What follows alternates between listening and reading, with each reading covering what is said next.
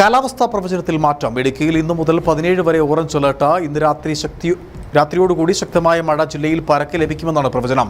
മഴ സാധ്യത കണക്കിലെടുത്ത് മലയോര മേഖലകളിലും തോട്ടം മേഖലയിലും ദുരന്ത നിവാരണ അതോറിറ്റി ജാഗ്രതാ നിർദ്ദേശവും പുറപ്പെടുവിച്ചു. വടക്കൻ കേരളത്തിൽ വരും ദിവസങ്ങളിൽ അതിതീവ്ര മഴയ്ക്ക് സാധ്യതയെന്നാണ് കാലാവസ്ഥാ വകുപ്പിന്റെ ഏറ്റവും ഒടുവിലത്തെ പ്രവചനം.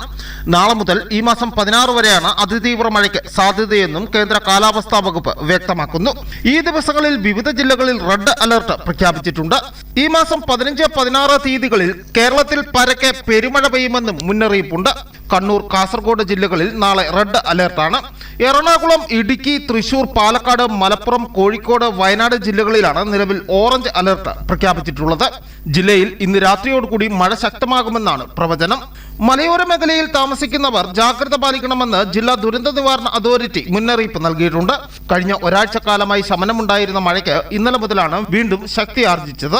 ചിലയിടങ്ങളിൽ മണ്ണിടിഞ്ഞു വീണും മരം വീണും നാശനഷ്ടം ഉണ്ടായിട്ടുണ്ട്. ജില്ലയിലെ ചെറു ഡാമുകളിലെല്ലാം ജലനിരപ്പ് ഉയരുന്നുണ്ട്.